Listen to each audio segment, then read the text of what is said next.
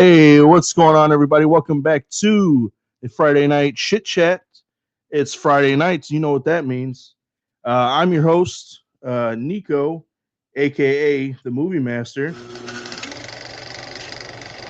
I'm your Huckleberry. joined as always by my good co-hosts. We got Nick, the Dungeon Master, What's up, guys? and then of course we got Dan, the Heartthrob. Hello, everybody. Of course, we can't. Excuse me. No, we can't start this off without getting to know what everybody's drinking tonight. So, Dan, why don't you go ahead and let everybody know what you're drinking?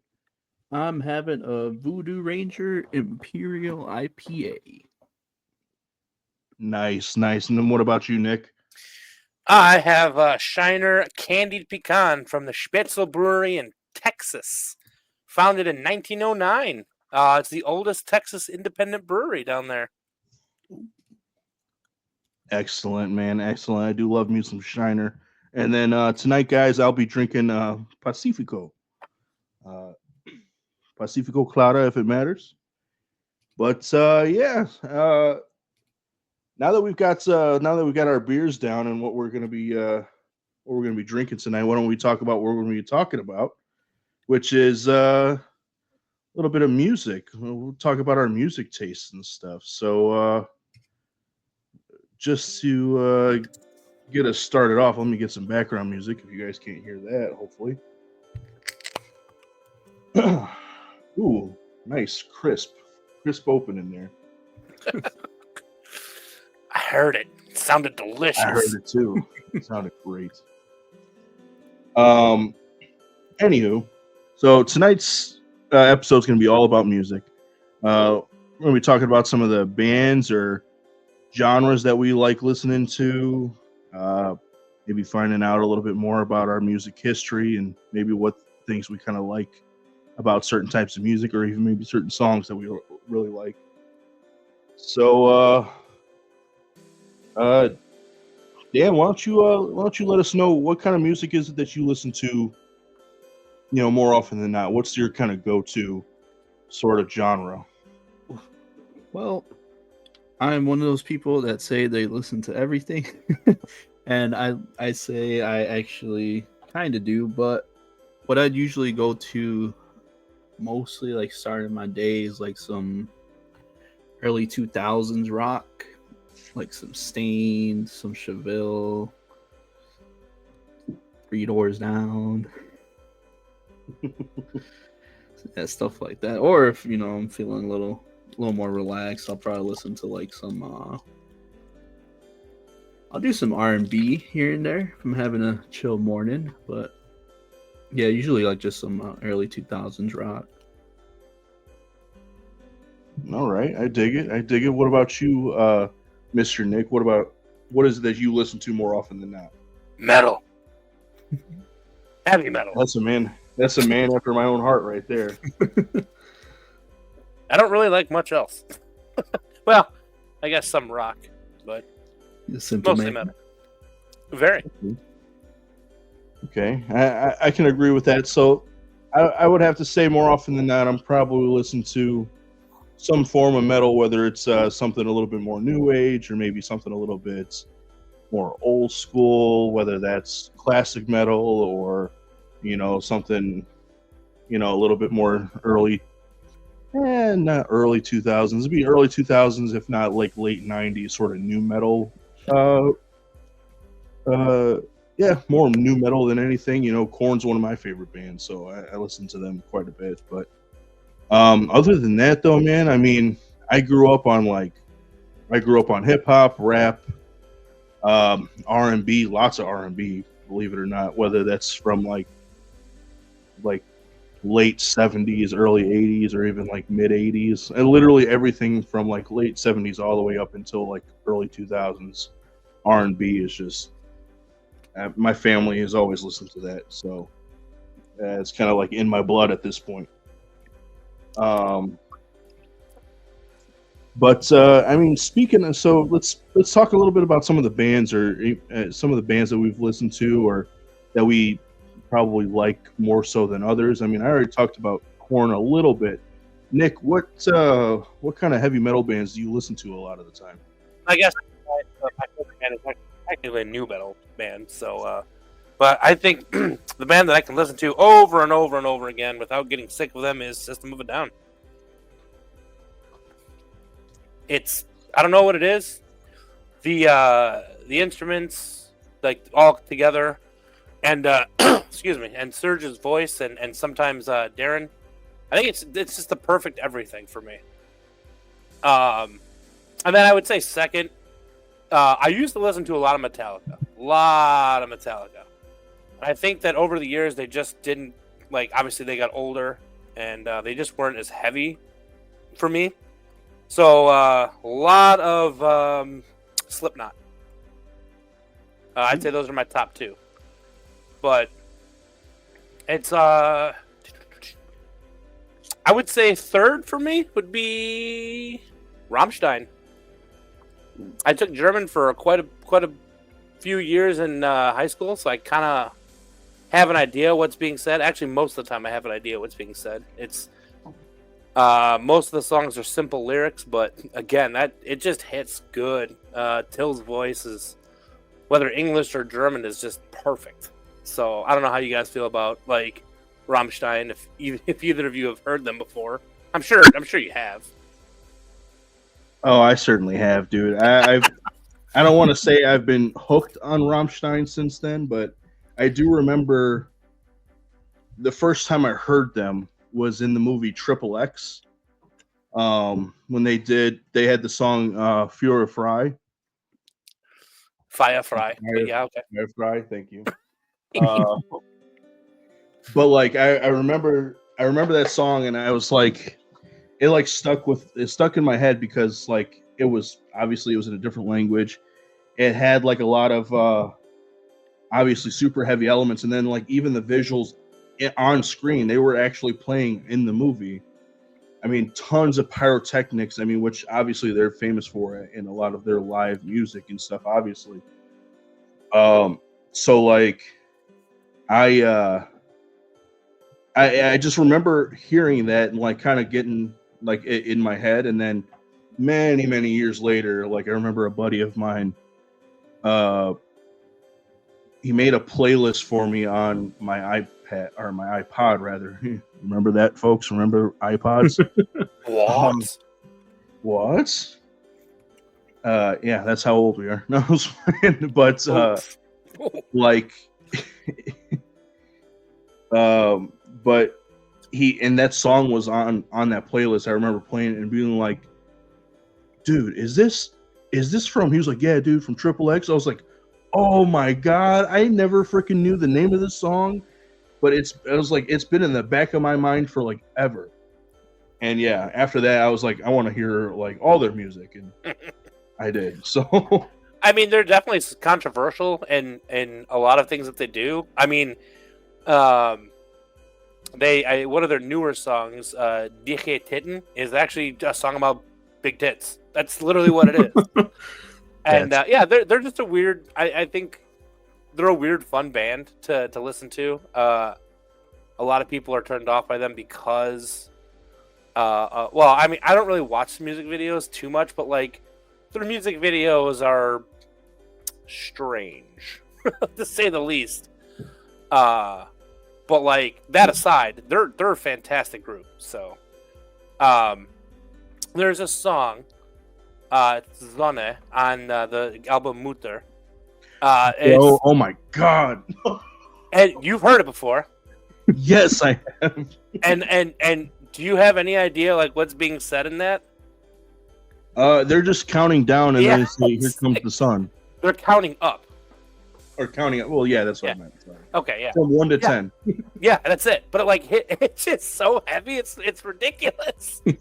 It does. But oh my god, it's fantastic song. Have you seen the music video on that one? I believe so. Yeah, I don't remember it much, but That's the one with Snow White, and they're digging in the mine for diamonds, and they're trying to look for a big diamond for her to please her.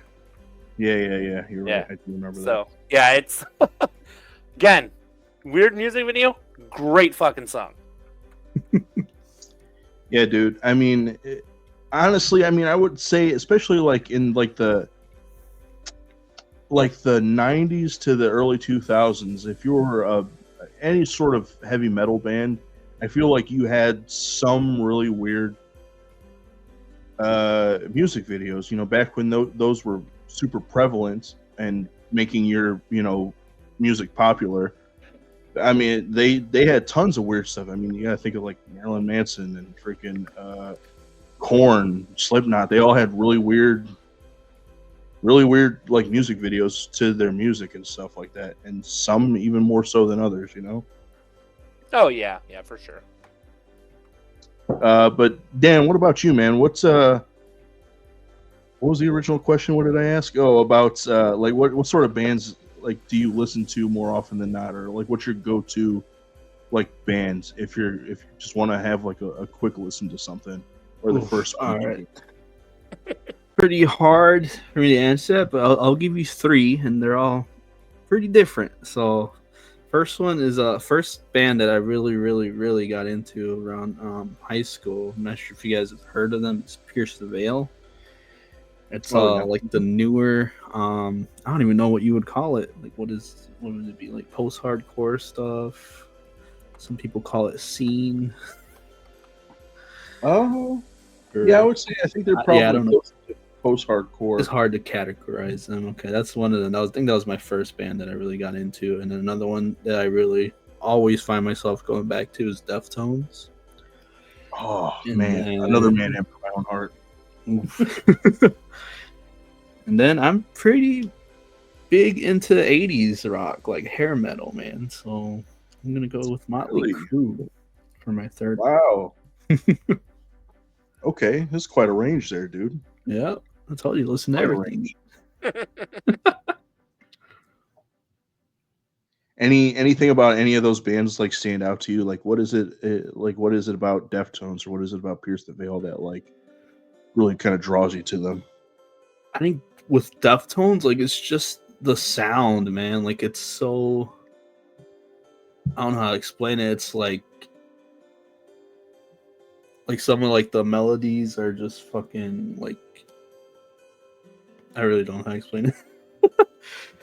It's just like a vibe, man. Like just I like putting that on, like on my drive home, on my drive to work, and I'm just fucking just chilling, man. Like it calms me down, like it'll help me get going for the day. And yeah, it's one of those bands where like you don't really skip a song for him, for me at least. Right. I feel that. I definitely feel that. What's your favorite Deftones song? Oof. It would probably, I'd have to say Cherry Waves. Oh, right now at least. Good pick. But I think that's a really good pick. Yeah, close second would probably be Change. Yeah, see, I want to say that Change is like my favorite, but I keep going to other songs like Shove It or oh man, I can't think of the name of it. Oh, dude, it's killing me. It's killing me. I can't think of what it is. Shove It's probably like one of my most favorites, if not Change, but there's another one that like always hits. Cherry Waves is really good. Is it Diamond in the Sky? I can't remember exactly what it's called. I know it's something like that. That's a really good one too, dude. But I've loved Deftones for a while, and that's another one that like me and my buddy really rock with pretty hard and pretty heavy. That so much so that we've been wanting to go see a Deftones concert for a long time, but still have yet to freaking like make it out to go see one. But we have seen like one of their more famous like cover bands a couple of times, more than a couple of times. I think it's like 3 or 4 times now. They have a really famous cover band called White Pony. Obviously named after one of their albums, White Pony. I mean, the singer, he's pretty close to like the lead singer from Deftones in terms of like how his voice sounds. And I mean, they just put on a pretty decent show and stuff. So it's always like fun to go see them. It's been a while since I've gone, but they're pretty good. But before we move on to live music, I'll have to talk about a little bit about some of the bands that I really like listening to. Right now, there's a couple of bands that I've been listening to a little bit more often than not. So Sleep Token, relatively new. Really different sound from a lot of like other bands, especially like new age bands and stuff like that nowadays. They have a really wide range of like what their sound is, because you can't just like, you want to pinpoint like what it is that they're doing. But and I mean, if you had to give them a category, you would say that they're probably like metal, but they do so much. Like in terms, they have like such a wide range in terms of like what it is that they do. So like a lot of their music will have some like R&B elements, or it'll have like some more classic rock elements, or even some like rap and like hip hop elements and stuff like that. And then like they mix it all together into like one song, and somehow it just like it sounds insane. And then their lead singer, Vessel, has an insane voice. Like if you ever hear like his songs a cappella, it's insane to hear. But other than that, something along the kind of same wavelength probably be Dance Gavin Dance. Ooh, yes. Yeah, dude. I got into them a lot later than like I would say people who have been like fans of them have been fans for, but like I don't know, something about their music just kind of hits home.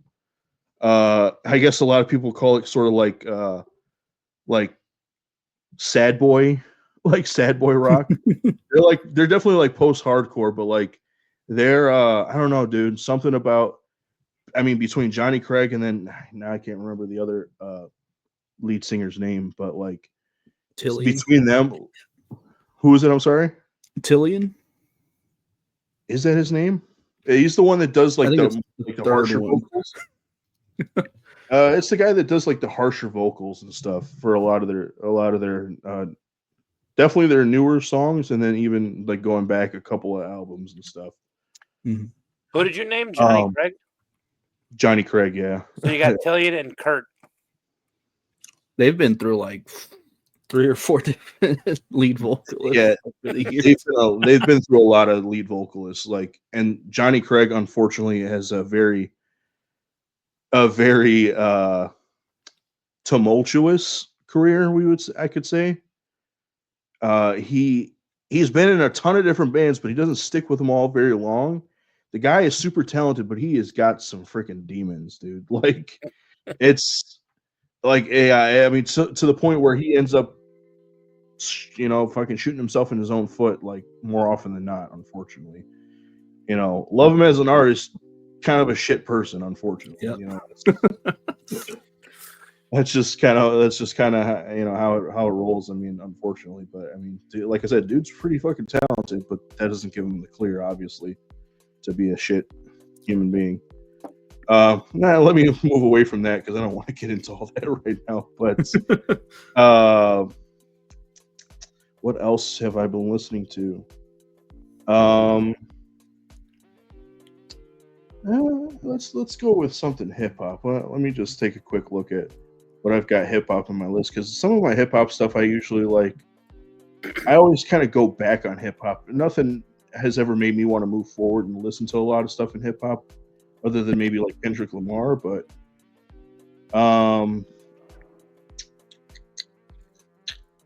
damn, is that a bad thing that I had? Like, I'm looking here and I'm like, no, I don't really listen to that much. Yeah, probably. I can't find one. I mean, I want to say Eminem. Eminem's always been like one of my favorite artists. He always has been, and like, I mean, in recent years, he's just kind of like solidified his place as like a goat of rap. So like, I don't know. I've always liked Eminem. I was always like, I mean, even for a short period of time when I was trying to get into music, I was like trying to emulate him and stuff like that too. So, I could definitely say him for sure. Lil Wayne is always a good one to go back on. I love a lot of older Lil Wayne. Even some of his new stuff is still not bad. But yeah, I mean that's about all I can think of right now, other than maybe like is it Spirit Box?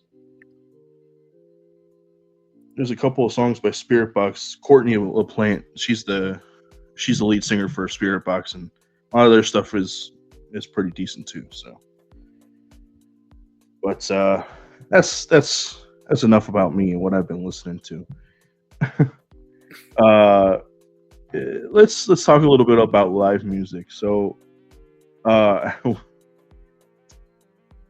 Dan, what sort of live music have you gone to see, and like how? But just give us a a rough estimate of how many concerts you've been to or live events you've been to, and maybe what was your favorite? I'd say probably around between festivals and concerts. I'd say probably around 15. And one of my favorites would be just this past October. I went to Vegas for the When We Were Young Fest, and they had a lot of Pierce the Veil was there, so my favorite band. So it was my first time seeing them, but it was my because Pierce the Veil was actually my first concert I went to when I was like, I think I was like 15 or 16, and then I haven't seen them since. So it was probably about 10 years since I saw them, and then they just had a bunch of like other really great bands, and Fall Out Boy was there, My Chemical Romance. It was just great. It was a lot of like I'd say like it was a lot of like the 2010s like post-hardcore, hardcore scene bands that were there, and it was like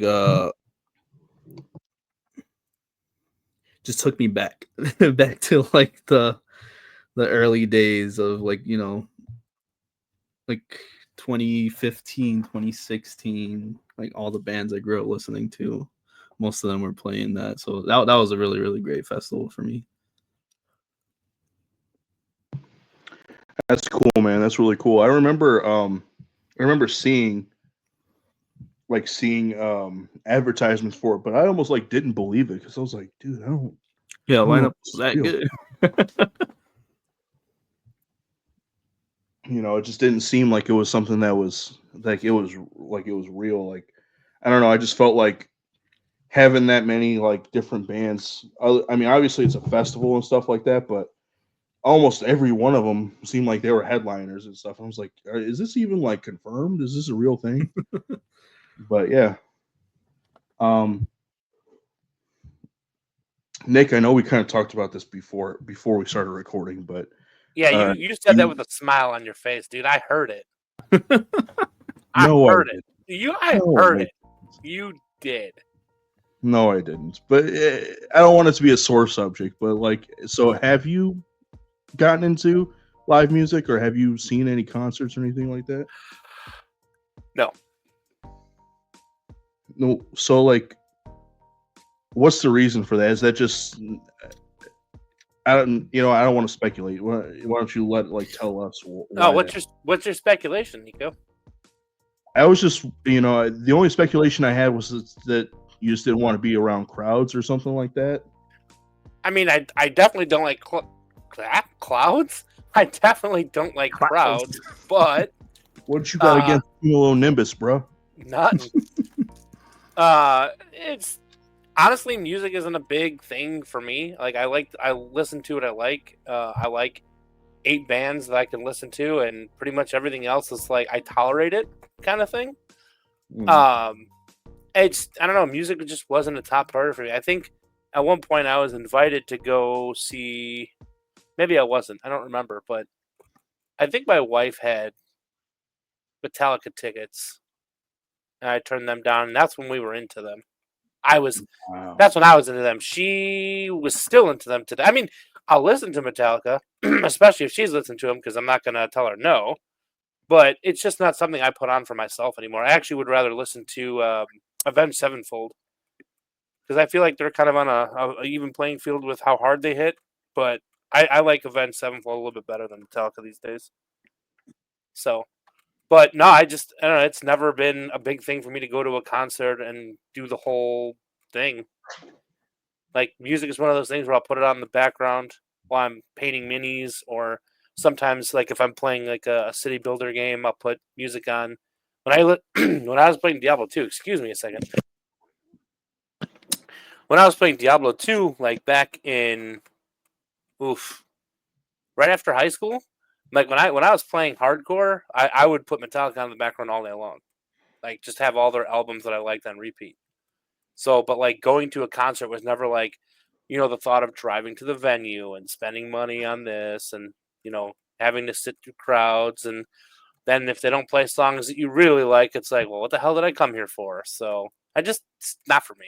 And I don't know if I mentioned this to you guys when I saw you like a couple months ago, and I know I mentioned this to my wife, but if I were to go pop my live music cherry, it would be Rammstein, because I think the visuals and the music and stuff like that would be perfect. But that's even if they come back over here. There's a good chance that that'll never happen, and I'm okay with it. Like, I am not going to be sad that I missed a live concert for any band that I like. So, I mean, we're not too far from Iowa. I could easily go to like Knotfest and stuff like that, but I just not for me. So I'll listen all day long, but the live scene is just not for me. No, I get it, man. I mean, I'm a little split on it. So like, I do like going to see live music, but it's usually like, even, I mean, if it's for bands or even like cover bands that I like for cover bands for bands that I like. I've gone to a few hip hop concerts, or rap concerts. Let's call it what it is. Honestly, my first concert ever was to go see Bone Thugs and Harmony, in Wisconsin at the Rave.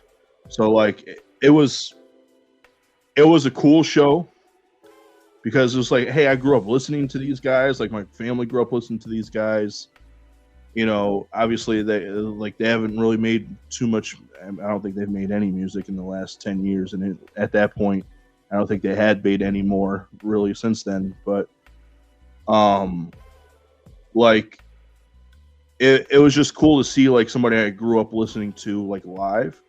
But then at the same time, the experience wasn't like the greatest, because like I had to drive all the way out there, which it wasn't that far, obviously, but I had to drive in the middle of the night. I had to work the next day.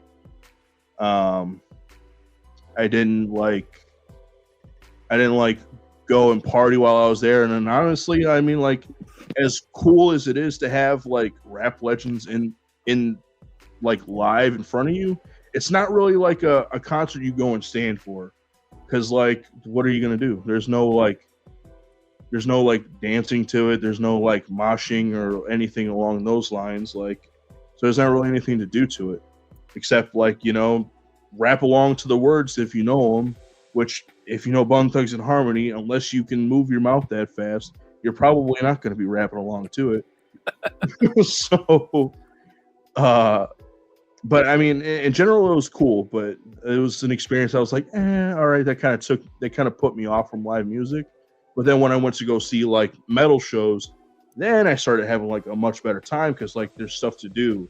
There's, they play certain songs to like, have the crowd sing along with them. They have freaking mosh pits. I mean, I was at that point, I think I was 21 when I went to go see Bone Thugs, but I don't think I had money to like buy beer while I was there. So I was like, I'm just, I'm cool. Plus I had to drive, so I was like, whatever. But I went to go see Korn, same venue, but like bigger room.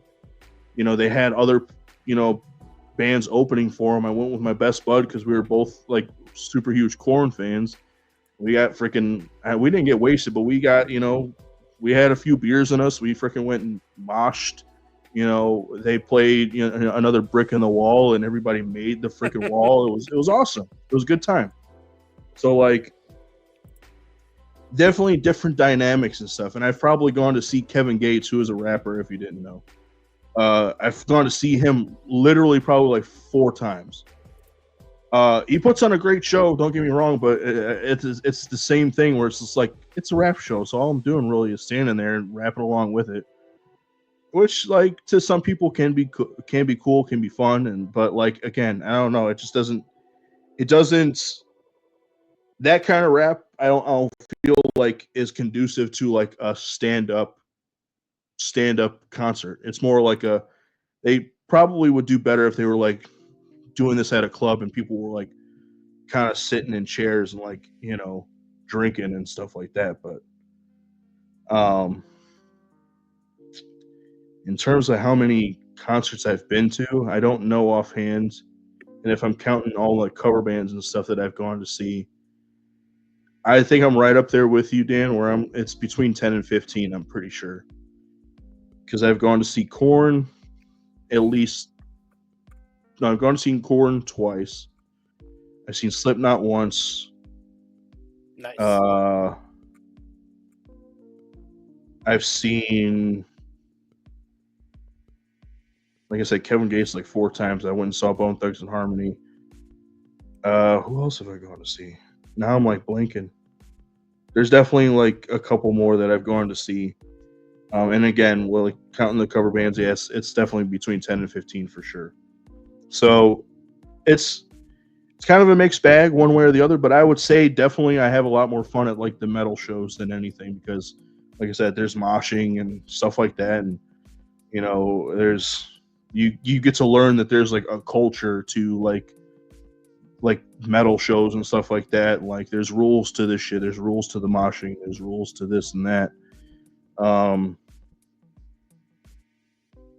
Yeah, I don't know. I've always had a good time at those, but as I get older and stuff like that, it's a little harder to freaking like, I'm gonna let me go get in this pit. Like, nah, dude, I'll get in there for a couple of minutes and then I'll be back and I'll talk about. So, Dan, have you ever gotten in the mosh pit, bud? Oh yeah, I remember my first Wall of Death. Oh yeah, it was fucking brutal. Yeah, I haven't lately, but back in I think it was 2016 or 2015, I went to one of the last Warped Tours that they did. Oh wow. Yeah, and I did the Wall of Death there for, I think it was Crown the Empire, and then I crowd surfed for Bless the Fall. That was fun. Nice. And yeah, I was in a couple of the pits there, man. They could get fucking brutal, man. But I mean, most of the time, like it's more, everybody's pretty respectful of each other. You know what you're getting into when you're getting into the pit, man. Like you're gonna get hit, like not on purpose, but you know what you're getting into. But yeah, pretty fun. I can't do it nowadays, but I'd definitely say that mosh pit, like moshing, has its own. They have their own rules and stuff, and at certain shows you go to, people are a lot more disrespectful than they would be at like certain other shows, especially when it comes to like older artists that they're going to see and stuff like that. I feel like the older that people are at certain shows, they're a little bit more respectful, and then like there's always like somebody falls, it's like, hey, get them up. Like now they stop people from moshing and stuff like that because they don't want people to get trampled and shit. Yeah. You got people looking out for girls that are in the crowd and stuff like that just to make sure that like nobody's getting handsy or nobody's like trying to pull their shirts down, or if somebody accidentally pulls their shirt down, they try to get them covered up right away. It's just stuff like that that's like it's like, oh man, this is a cool like culture. This is a cool like thing to like get into.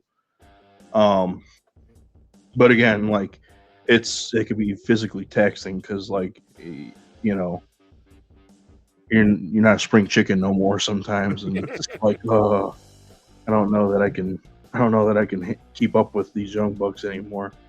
So you just got to go in and every now and then you got to either take a knee or bow out.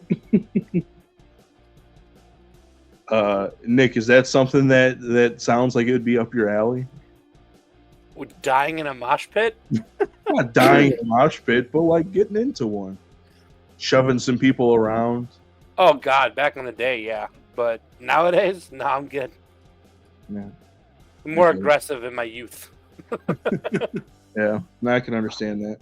I'm a soft guy because I got a little one at home. So Yeah, you don't want to be coming home hurt or nothing like that. that's for sure.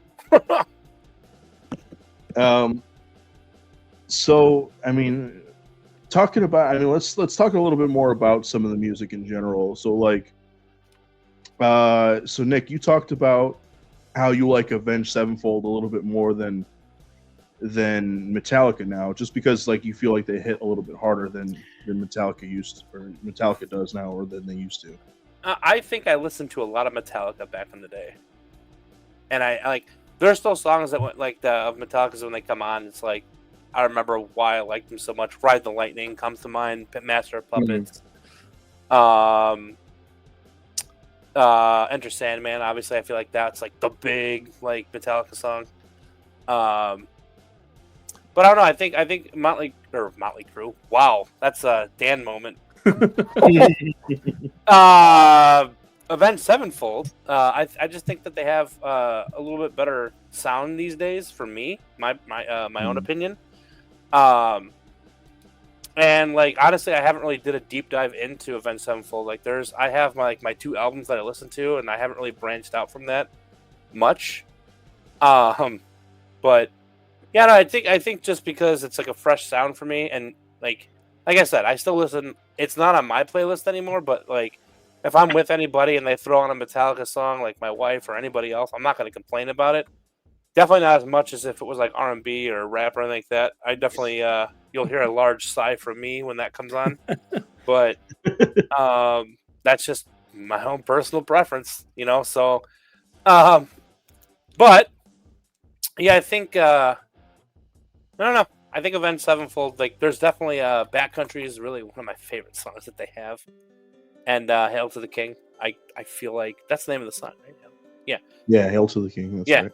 I feel like I don't know, those I really like those 2 songs a lot. So, but yeah, I mean, another one we could throw up there for discussion is Disturbed, because I believe David's from Chicago, is he not? I think so. Yeah, if I'm not mistaken, yeah. So Yeah, dude, I was a fan of Disturbed for a while. I can't say that I'm like the biggest Disturbed fan. I've definitely got a few other songs on my playlist, and like one of their, it's not their song, it's their cover of a song that like I really freaking like a lot, and it's their cover of Sound of Silence. yeah, I think everybody likes that. I mean, it's good, dude. And like to hear it freaking like acapella, like hear him go acapella on that.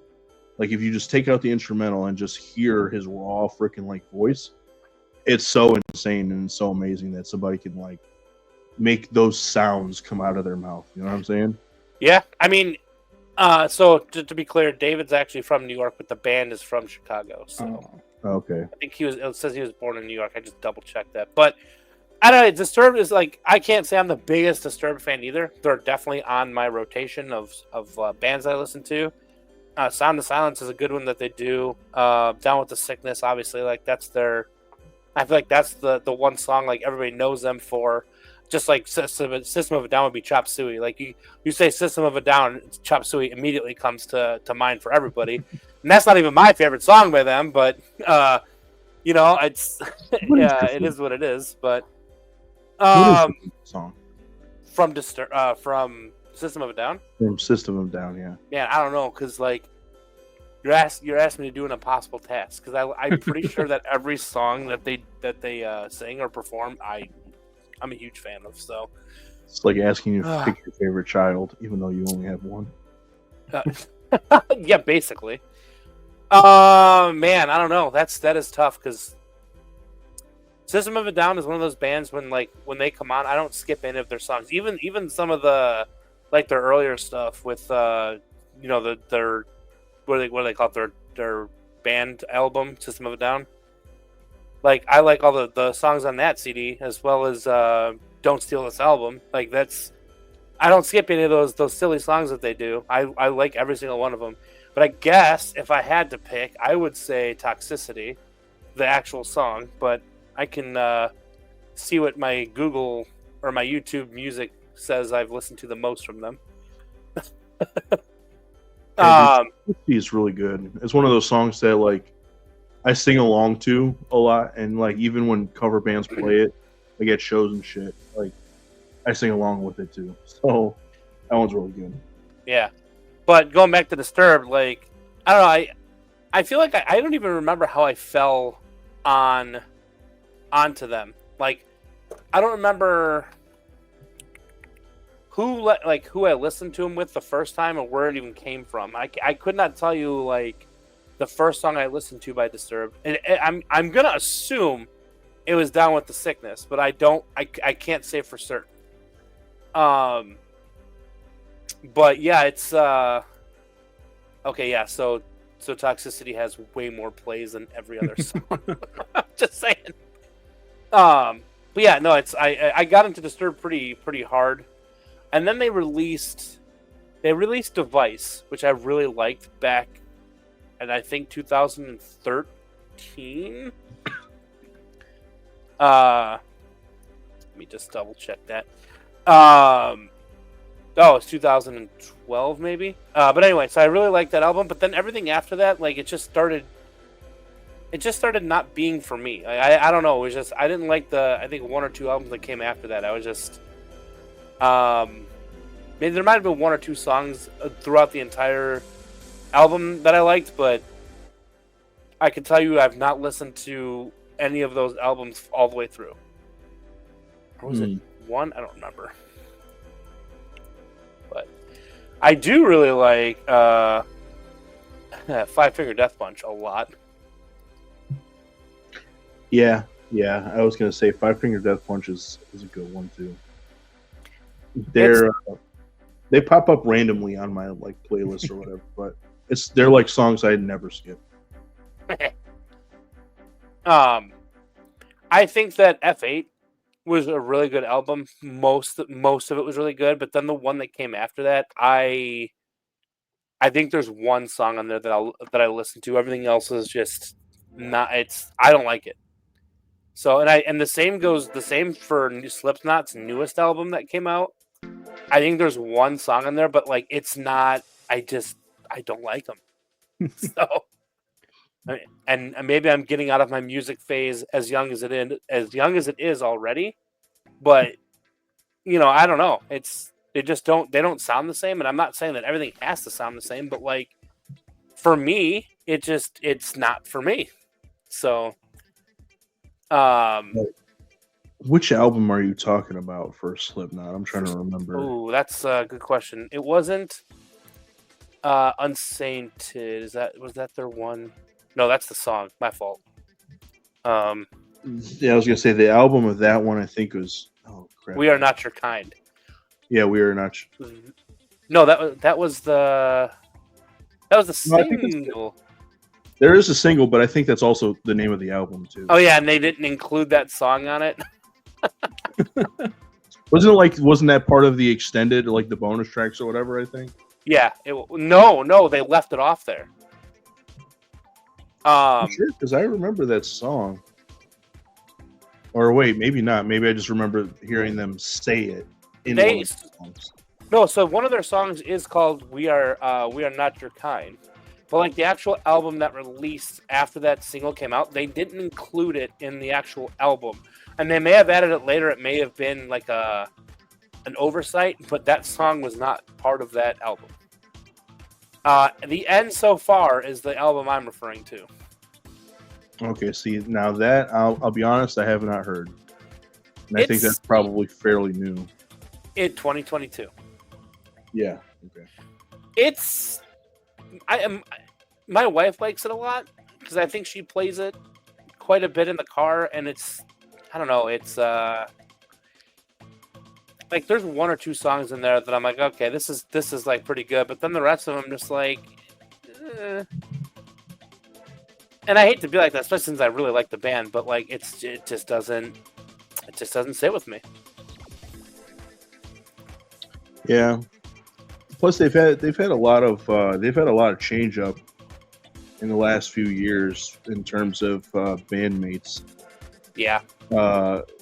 Where like maybe that's affected their sound a little bit. I'm not really sure. I know that there was at least two that quit, one that got fired.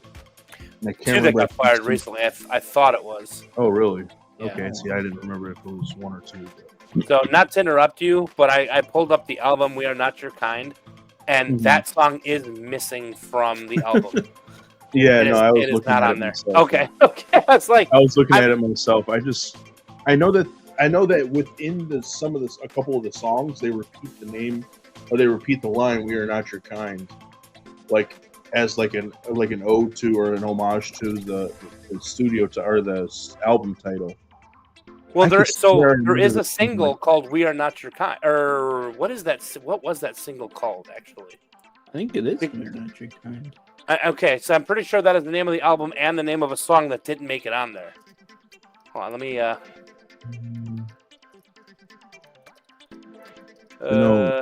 remember Unsainted, Nero Forte. Nero Forte is a fantastic song. So is Unsainted. Unsainted is my favorite one on that. I was gonna say definitely between Unsainted. Nero Forte is good, but I feel like Solway Firth is better. It's probably better than Nero Forte just by a little bit. Okay, yeah, that's your opinion. That's my opinion. It is. All Out Life is the name of a. That's it. All Out Life. That's the one that says "We Are Not Your Kind," and it did not make the album. Yeah, it didn't make the U.S. release. It says it's a Japanese edition bonus track. What? That's messed up. That's a good song. Right. I really, really like that song, but somehow it did not make it on the album. That one I probably like better than Solway Firth.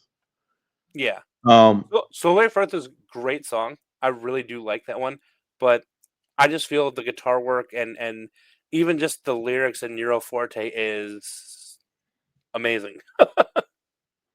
It's definitely good. I'm not knocking it any. I don't know. I felt like I liked the opening to Solway Firth, and then I just probably liked the song overall a little bit more. But the opening to Solway Firth is amazing. It's good. Yeah. Definitely is. Like, okay, so yeah, and yeah, then the next studio album from them was The End So Far, and yeah, I did not get that one. I haven't listened to it. I might have heard like a song off of it, maybe just it like kind of passing through my my algorithm or something, but I haven't like sat down and listened to it. Yeah, you should give it a listen to. I mean, excuse me, hold on. I'm very gassy today. I'm burping a lot from this beer. The Dying Song. Dirty.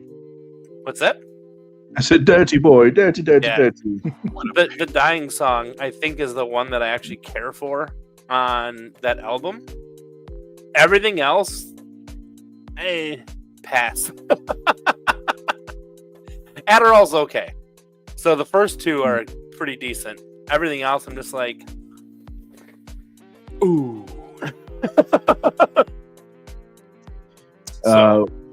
What about you, Dan? What's your do you like Slipknot, and if so, like what's your thought on them, or like maybe what's your favorite song or album or something? Oh yeah, I've seen them at Riot Fest a couple years ago, and they put on a really, really good show. But They do put on an awesome show. yeah, I like all of their albums. I mean, their newer stuff seem like really different from what they've been doing, but it's still like not in a bad way. Like it's a good kind of different. But I think my favorite album would probably be All Hope Is Gone. Yeah, that's a good one. That's the first one that I really listened to, like front to back. I think the first song that I heard from them was Psychosocial. That's the one that like defines Slipknot. Yeah, I think that's the most Slipknot song out there. I was gonna say Yeah. Psychosocial is a really good one. Is it Duality? Duality, yep. Yeah, Duality is probably like one of my favorite songs, dude. Yep. Duality's amazing. Duality is fucking amazing. Wait and Bleed's really good, but I don't like it as much as probably Duality. I can agree with that. Yeah. Before I Forget is pretty good too, but Yeah. Yep, it's another good one. I mean those are just all bangers, and this is, I mean, I think like People That's Equal Shit is on a lot of people's top list. yeah. I don't care for that song, and I also don't care for the Heretic song either. Mm. I don't But, blame I you mean, for that one. I don't blame you. They're okay. They're not my favorite. But yeah. What's another? There's another one song of theirs that I'm thinking of that I can't. What is that song? Snuff. Snuff is a great song. Oh yeah. Yeah, Snuff is a really, really good song. Even hearing like Corey Taylor talk about like his like inspiration for it, it like makes a lot of sense. Yeah. Dead Memories, another amazing song by them. I probably might have listened to Dead Memories. No, I think I've listened to Unsainted the most. Custer is one of them that I really like. I fucking love Custer, and Custer is so good. Custer hits fucking hard, dude. Like there's a reason why it was really popular on fucking TikTok for a while. Yeah. It does just fucking hit. Yep. The Blister Exists. The drumming in that is, I love the drumming in that is so good.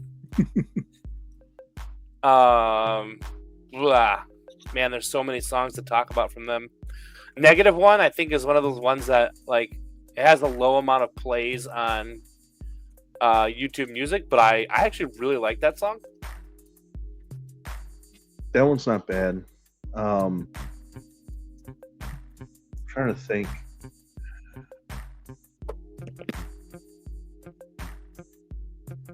Negative One, it's not bad. Off of that same album, I mean, they had some good shit, but Great Chapter. oh yeah. Yeah. So you got Custer, you got Skeptic, Devil and I is a really good one. Yeah, Devil and I is good. Yep. Oh, I feel like we could probably talk about it. Well, that's because they have so many band members, and they're actually like they go back to what? I'm looking at Google, 1999. Is there one? Yeah, it's 99 for them, and I think it's 99 for Korn, if I'm not mistaken. Or is it? There's Korn 90.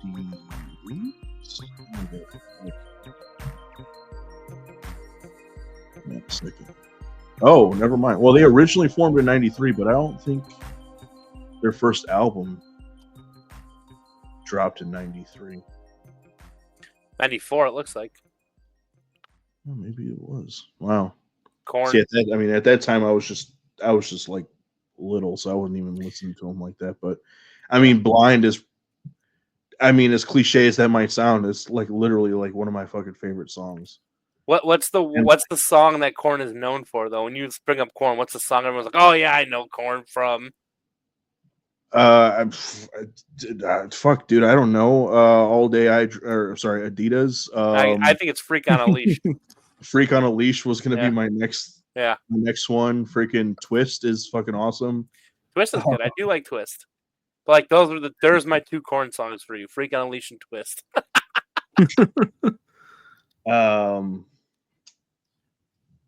Fucking, I love. Oh, dude. Shoots and Ladders is fucking awesome. Like the fact that they freaking play bagpipes for it is pretty sick. Yeah.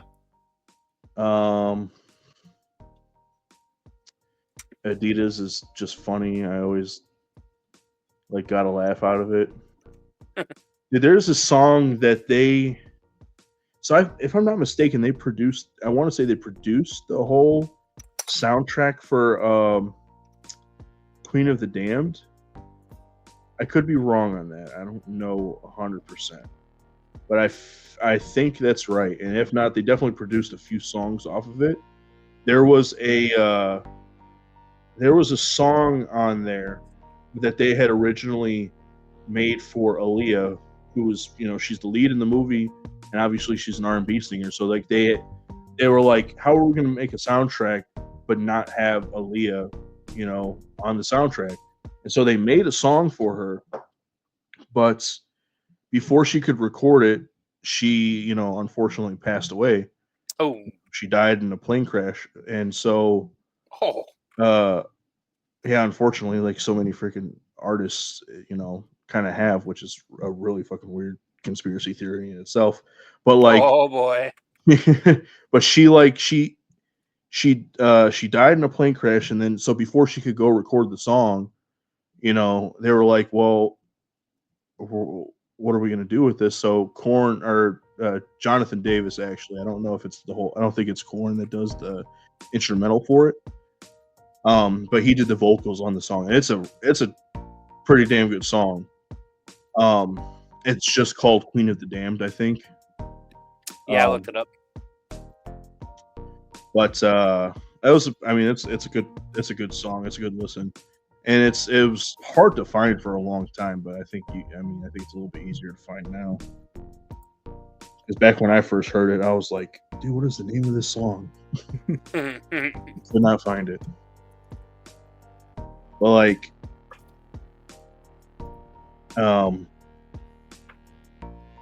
yeah, dude, I was always a pretty big fan of Korn for the most part. They have a lot of songs that I could like just name off and like really fucking like deep dive on. But like, aside from, I'll be honest, aside from maybe their last, it's not even their last two. There was 2 albums in like the mid 2010s that I listened to.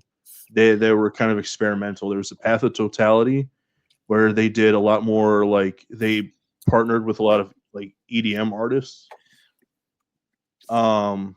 which was honestly, it fit their style pretty well. It was honestly really, really freaking cool. And then Paradigm Shift, it was kind of like it was a little bit of a return to form for them. So I really like that one quite a bit.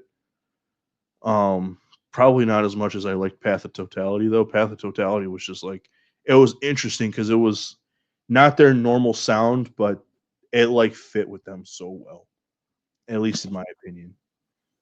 Well, we could definitely tell Korn's your favorite band. It's that, like I said, it's definitely up there, dude. Because like, I have enjoyed going to see them live. I enjoyed going to see Slipknot live too, because their live concert is really sick. Korn was kind of my introduction into metal as a whole. Nice. I remember just like I was in middle school, and at that point, I don't remember the name of. I'm trying to remember the name of the album. Was it? Well, it was an untitled album, if I'm not mistaken. or no, maybe not. See You on the Other Side, I think, is actually, that was the one. Where they had like Twisted Transistor and Coming Undone. I remember the music videos for Coming Undone and Twisted Transistor, where they would play in the morning on MTV, and I would watch it like as I was getting ready to like hit the bus stop for school. So I was in middle school at that time, and like I remember those songs sticking to my head, and like I sort of got into them after that. And then same buddy, the one that got me into, honestly, a little bit more into like heavy metal in general.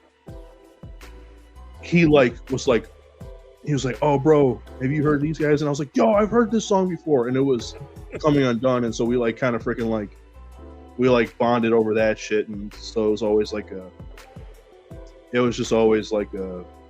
it's a comfort band that you go back and listen to. Like, yeah, I love listening to these guys. It's like I almost never skip a song if I do ever. And like, yeah, I just definitely one of my favorites. I have a question. You said the See You on the Other Side came out when you were in middle school? If I'm not mistaken, yeah. Oh.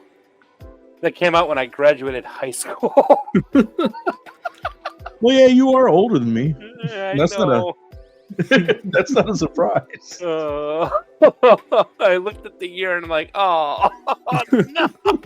You graduated what, 05? Oh, yeah. Oh, Yeah, I graduated 5 years later, buddy. Oh. Holy shit, is it your 20th anniversary reunion of Yeah. Ridgely? Yeah, it is. Damn player. Hey, I'm not that far behind you. It's my 15th. Yeah, you're right. You're right.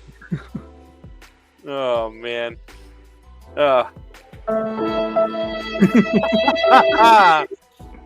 Sad day. Do you guys like Five Finger Death Punch? If you take Ivan out of the equation, I do. I know.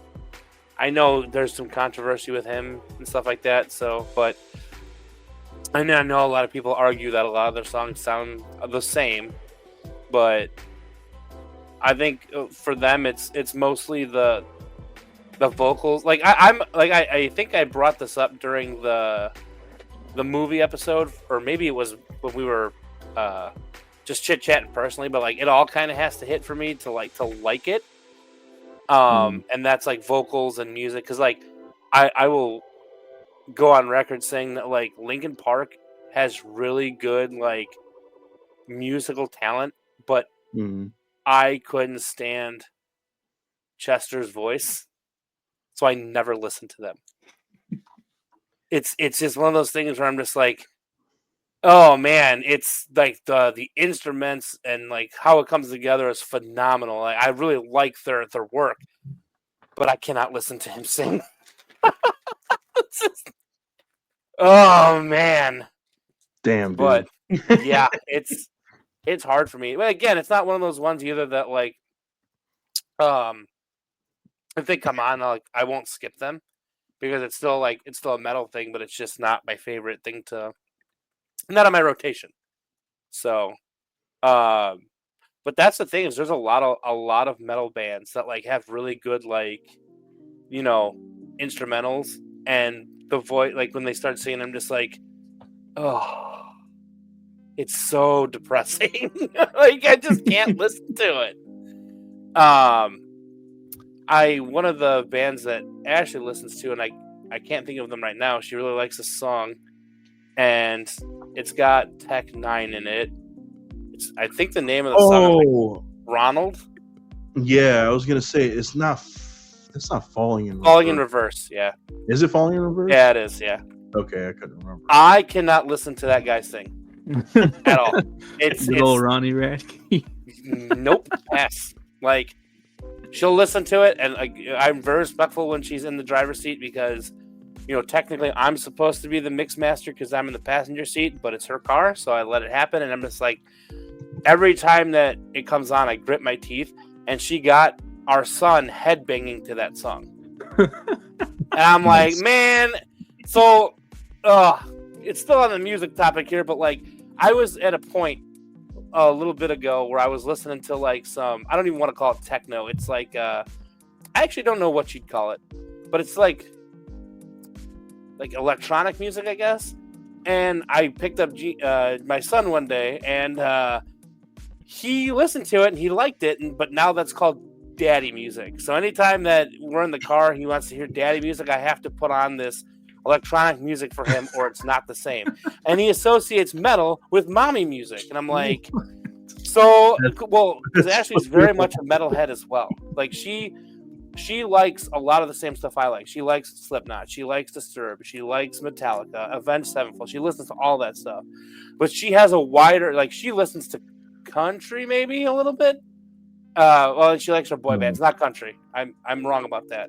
But she listens to her boy band stuff. She listens to all these other bands, and I'm sitting there like, I like 8 bands. Like that's my thing. Like that's my shtick is, you know. But back to Five Finger Death Punch. Like they're a couple of the albums from the beginning. And now I'm drawing a blank because I went on a tangent, and I apologize.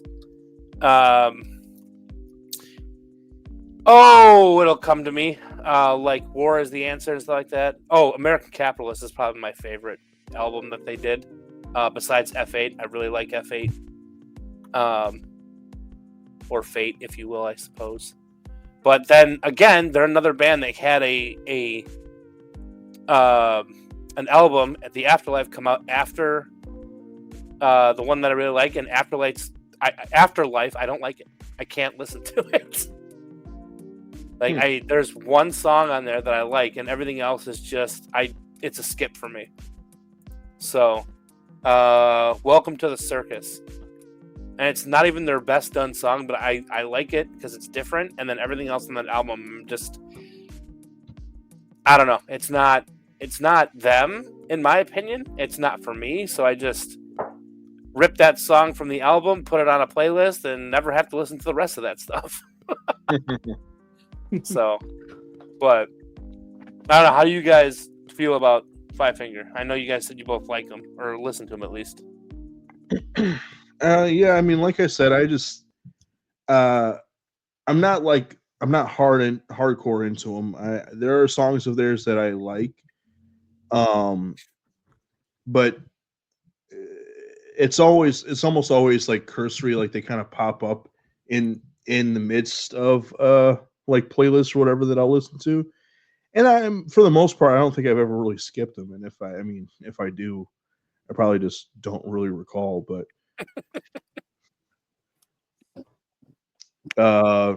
Bad Company is a good one. Mm-hmm. Yeah. Trying to think of what else. Hell to Pay is pretty good. Yeah, that's another good one. Trying to think. Got Your Six. Got Your Six, yeah. Jekyll and Hyde, Washed All Away. Jekyll and Hyde, yeah, that one hasn't popped up for me very much. Like I've listened to it once or twice, I think. My Nemesis, Question Everything. Like that whole album, Got Your Six, is really, it's solid. I mean, what about you, Dan? What's your opinion of Five Finger Death Punch? Yeah, I like them. I only have 3 of their songs in my liked songs, and it's Wrong Side of Heaven, Bad Company, and Remember Everything. Oh, Remember Everything is good. Actually, yeah, all 3 of those are good. Yeah, they're all pretty good. Yeah. But yeah, they come up on my playlist a lot, so I don't really skip them, but I like them. Yeah, but not too super into them. But yeah, I won't skip their songs. They're all pretty good. Most of them are, yeah. I try not to skip them because I do like them a bit. So, like I said, there's a lot of controversy with the lead singer or whatever, but I don't listen to bands for politics. So, call me out if you will, but I like what I like. So, yeah, well, I think we hit all my bands, right? Disturbed, System of a Down, Metallica, Avenged Sevenfold, Rammstein. What am I missing? That's only 5. Oh, Five Finger 6.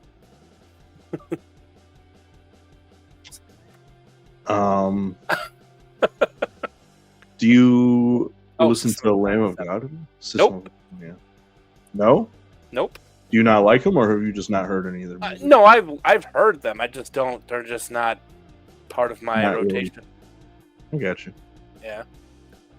I mean, that's the thing is like Dan said about the '80s hair bands. I like a lot of those I like a lot of those bands from there, but like they're not getting put on a playlist. If they come on, or if like I just put random music on because we're at like hosting a party or whatever, I will listen to those all of those songs, or yeah, all the songs that are on that. Like I think there's even the '80s hair band YouTube music playlist or something like that. I'll put that on half the time and just let those songs go. So I listen to them, but they're just not like they're not on my playlist if I'm driving down the street. Now I do have here a playlist of random songs that I think of that I like to listen to that aren't metal, but it is so obscure. It's actually laughable. So, but anyway, before we get into that, somebody else can take the reins. Oh, Vermilion. Vermilion's another good Slipknot song that I forgot about. Yeah, that one's. It's Eh? trying to remember how it goes.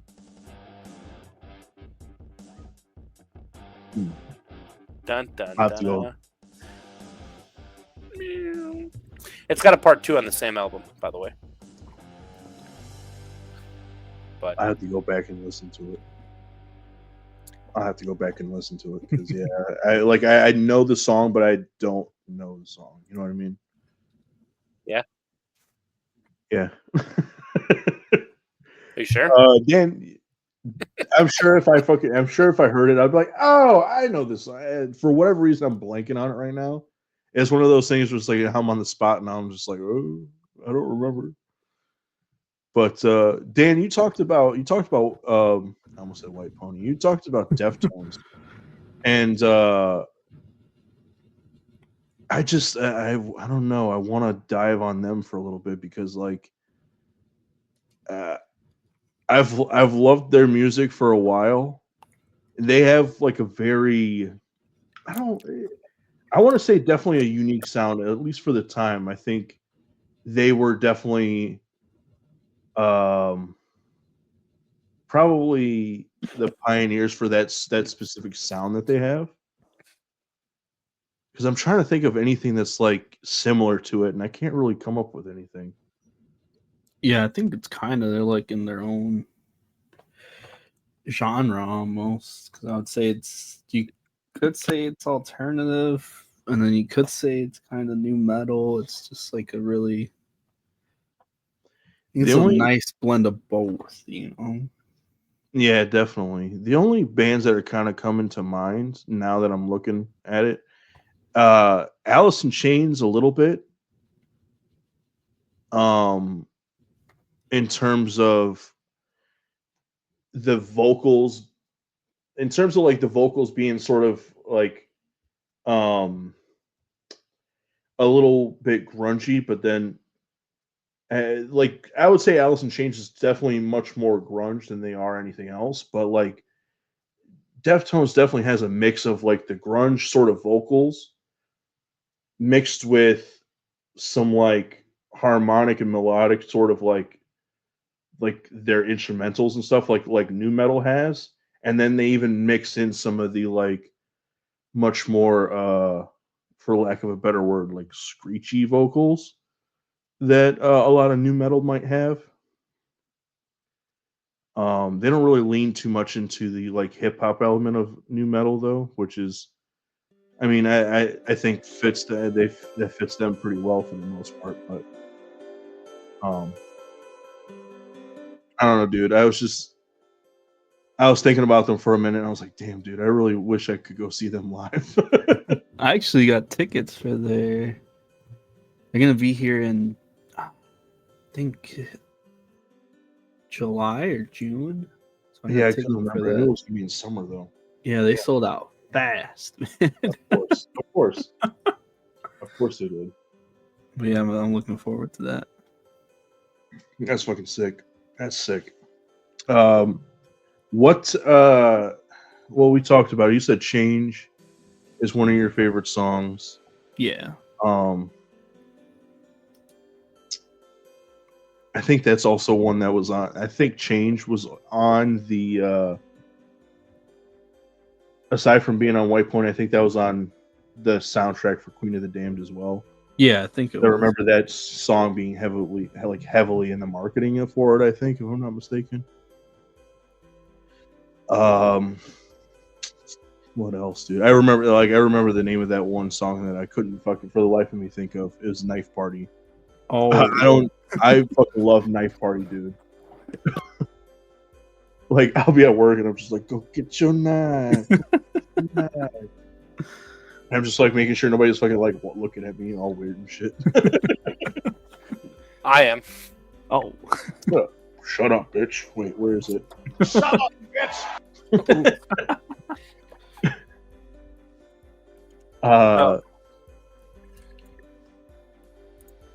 Trying to think. The other one was Diamond Eyes. It's the name of the album, and I'm pretty sure there's a song on that album. Yeah, that one's a good one too. It is a good one. How about Entombed? I really like that one. Entombed. Yeah. Yeah, that one's pretty good. I'm trying to think.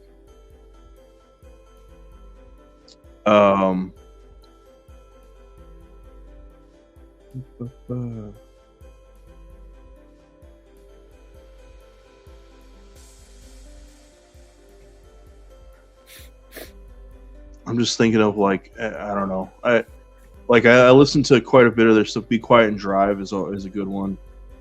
My Own Summer, obviously. But like, yeah, I'm not as I love Deftones music. I just never got fully into it like I did with like Korn. I almost wish that I would have gotten a little bit like deeper into their music, because they do have a very like pretty unique sound.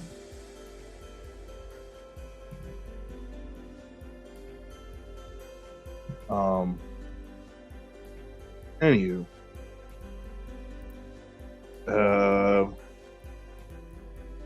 so I'm trying to think of what it is that I wanted to ask you, Dan. We talked about Deftones a little bit. You talked about R&B. Let's talk about R&B a little bit. Let's talk about that. I don't want to like push you out of the conversation, Nick, because I don't know what the extent of your R&B like knowledge is, or because I know that you said that you mostly listen to like metal and stuff like that, but I don't know if maybe it's just something that's like been in like the background for you. Maybe you have heard some of these like artists or songs or something like that. Probably not. But so Dan, what kind of R&B do you like listen to? Is it a little bit more new age or new school, or is it like some old school a little, or? Let's see, 90s to like 2000s R&B mostly. So like, I know we talked about Aaliyah for a little bit being in the movies. My aunt was a really big Aaliyah fan, so I grew up, listening to Aaliyah a lot. She would always put her on. And then like I like newer stuff too, like Khalid or Brent Faiyaz or Party Next Door. But yeah, I would say like 90s, early 2000s, and some like later 2010 stuff. How about you? Like I said, I mean, I kind of grew up with it. Listening to stuff from, like, I would say late 70s, early 80s, like all the way through till at least early 2000s. So like, I'm talking like it's basically like it's old Motown music that just kind of morphed into R&B. You got bands like the OJs, the Five Heartbeats, the Temptations. even stuff that I guess you can consider like funk, even like Bootsy Collins, Rick James. But like one artist, and for the life of me, dude, I'll be honest, I cannot remember a single name of any song of hers, but I remember the artist's name. Her name is Tina Marie. And that was always like, it was my mom's like favorite freaking, one of my mom's favorite freaking R&B artists. Hang on one second. She was like one of my mom's favorite R&B artists. And then aside from that, I mean, you got the normal bands that you think of. You got like, you know, Destiny's Child. You got I mean, you think of like Usher, freaking. Who else am I thinking of? Like, there's so many to think of that. Like, it's, you start drawing a blank when you start trying to think of them. But like, one that my family like really liked listening to a lot was Avant. I could tell, I shit you not, we probably had like a whole section of a CD like binder just dedicated to Avant CDs, whether it was mixes or if it was like his full-on albums and shit, like Avant.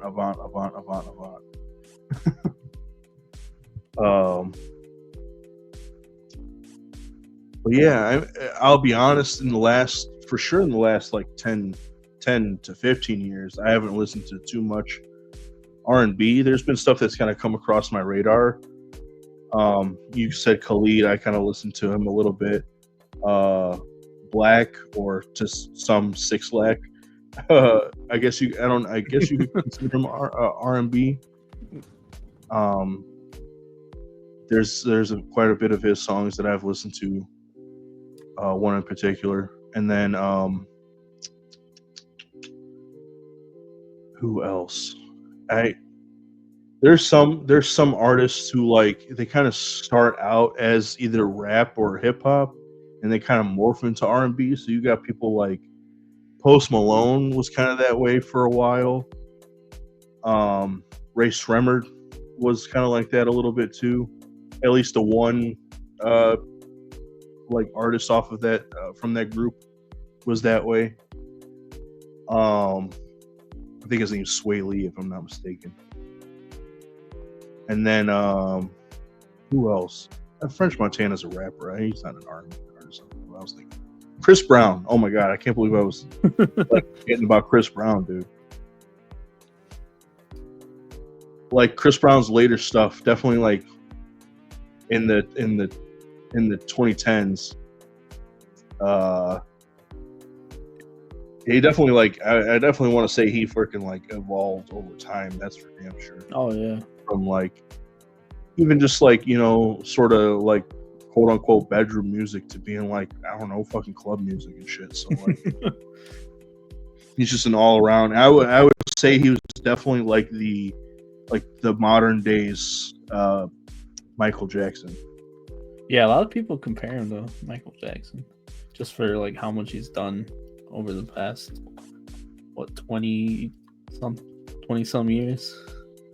Yeah, that makes me feel really old now, because I'm thinking about it. I remember when he first came out with what the fuck was that song? Yeah, or What's Your Name, or whatever. That song, or was it Run It? Which one came first? Was it Run It, or was it Excuse Me Miss? I feel like it was Excuse Me Miss, because I remember him being super young in that music video.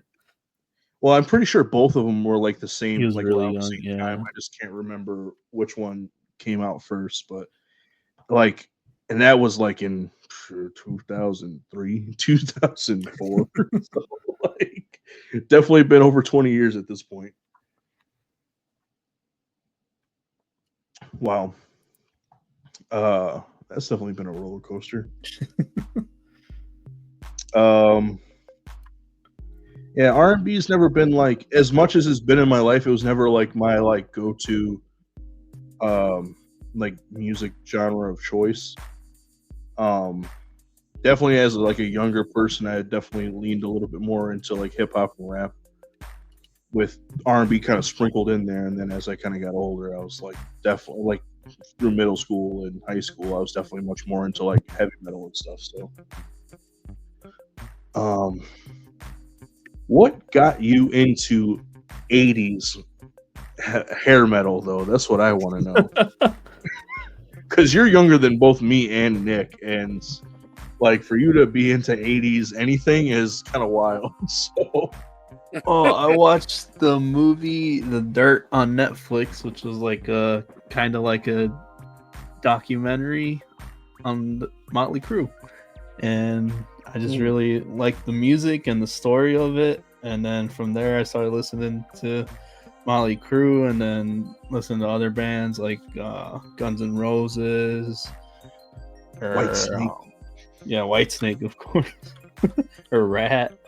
And yeah, I just started exploring more of the 80s music scene, and like even like 80s pop. I'll listen to a lot of that while I'm working sometimes. And I don't know, it's just something about 80s music. Like any genre really is just like good to me. I get that. I definitely get that. My dad, he always listened to like, aside from country music, which I'm not gonna lie, I say I listen to everything. I say I listen to everything but country. I don't know what it is, but there's certain country songs, not gonna lie, that I actually like listening to, and mostly because it like reminds me of my dad. But other country music, it kind of could just blow it out their ass. I really don't care. So it just doesn't hit. It just doesn't hit for me. So, but because of my dad, he used to listen to like classic rock. At least back when I was a young kid, meant like 60s and 70s, even like even some 80s music. So like I got into like a lot of that stuff from there. And now classic rock is like anything that's from the 80s, 90s, and early 2000s. And that just, makes me hurt inside a little bit. But one band that kind of stands out to me from that, I guess, era, I guess you could say, and even because they were like before the 80s too, is Kiss. Nick, do you have any feelings about Kiss? No, I don't love them or hate them. I don't care for them as much, but there's like one or two songs that I probably listen to of theirs. And if you asked me what they were right now, I couldn't tell you. I bet I know one. Which one? Probably Lick It Up. Lick It Up. No. I Was Made for Loving You was one of them. I love that song. I ain't gonna lie. I would argue that they're like a little disco, but I don't really see it. I mean, they're the 70s, so that makes sense. I don't know how that's relevant whatsoever. I just figured I'd say it. And Rock and Roll All Night. I think those are the only two Kiss songs that I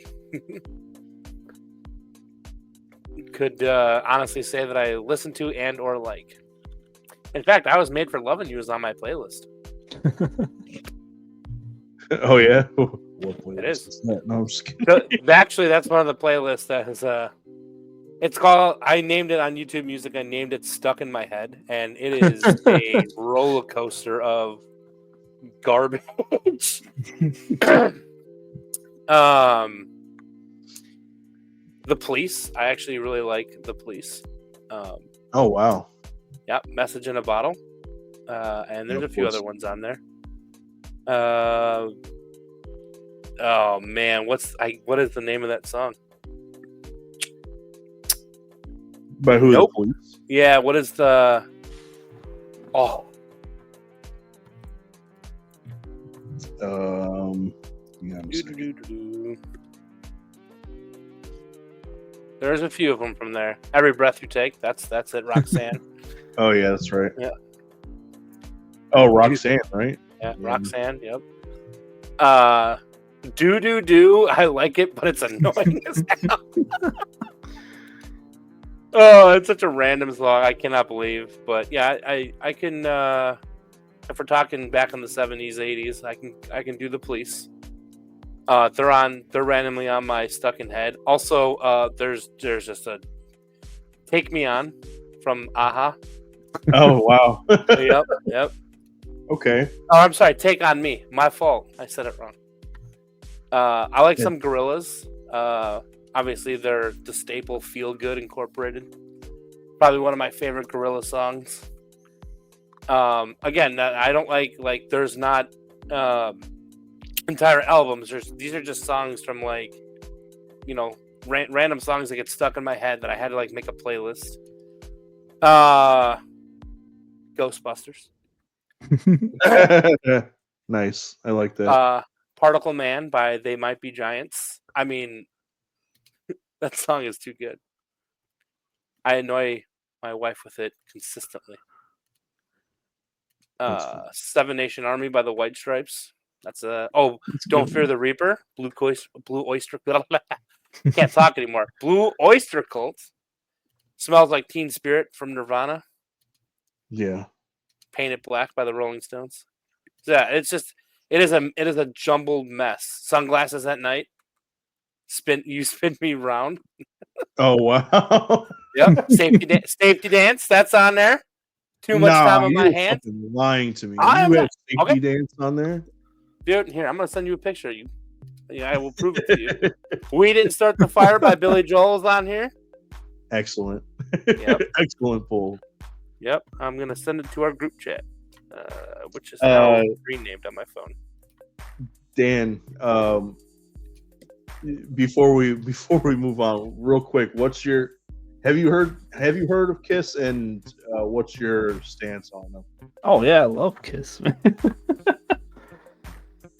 I think because what they were doing this in the 70s, and there was nothing back then that you can compare them to. These guys were wearing face paint, wearing high platform boots, all black. It was I think some people consider them the original hair band, right? I would imagine that they are definitely the progenitors of hair metal, because people say Black Sabbath is heavy metal. I would say that Kiss is definitely hair metal. Yeah, definitely. And I remember when they tried to go into the 80s, when they tried to ditch the face paint, and it didn't work out so well for us, so they just went right back to it. Hey, I'm going to interrupt you real quick, Dan. Unmasked. I'm pretty sure a lot of people consider Aerosmith the first hair band because they were formed earlier than Kiss. That I didn't know. Really? 1970. But who was famous first? I mean, I would assume Aerosmith. Maybe Alice Cooper. I don't know. Oh, yeah, I didn't know that. I forgot about Alice Cooper. He was around that time. Yeah, he was.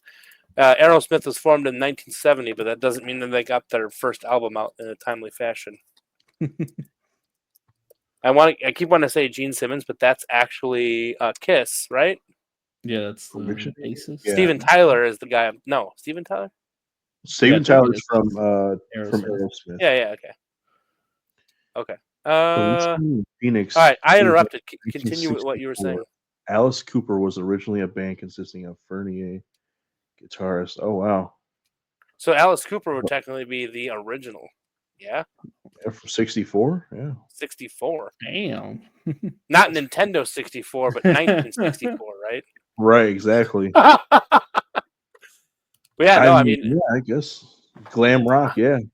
I would say the top three then would be Aerosmith, Kiss, and Alice Cooper. Yeah. Sorry, I wasn't fact checking. I just like to Google things. Actually. Yeah, that's me. Not when it comes to music. Anyway, continue. I interrupted.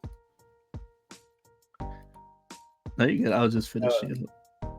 Yeah, I think. But yeah, I mean, those guys definitely. I mean, now that we know, freaking Alice Cooper and Aerosmith are both in that equation. I think those guys were probably the progenitors of hair metal that got more popular in the 80s for sure. Um, uh, I did kind of say about Black Sabbath. Now, Black Sabbath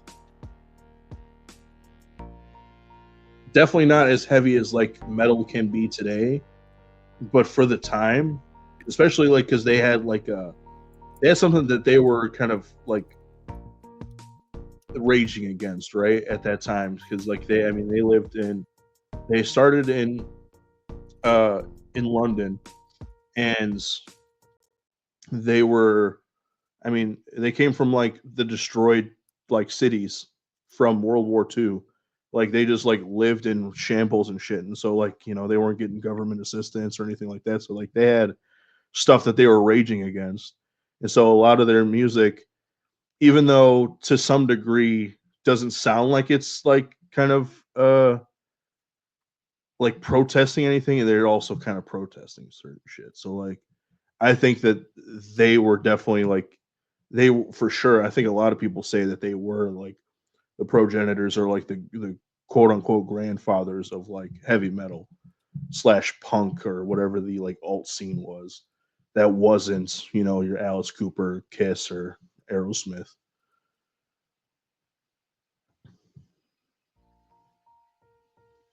I think I only know Iron Man from them. Oh my god! Is that Black Sabbath, right? Oh yes, Black Sabbath. That just hurt my heart. Sorry, yeah, I don't. I'm looking at some of the songs now. I don't. I mean, you got Paranoid, you got Iron Man, you got Electric Funeral. That's probably like one of my favorites. Fairies Wear Boots is like one of my favorites. Sweet Leaf. The it's called The Wizard something. I can't remember the name of it. Maybe it's just The Wizard. That's mostly from their first album. But I mean, you got Crazy Train, but I think that's just Ozzy. If I'm not That's mistaken. just Ozzy. Yeah. Heaven and Hell. Oh, I do know that song actually.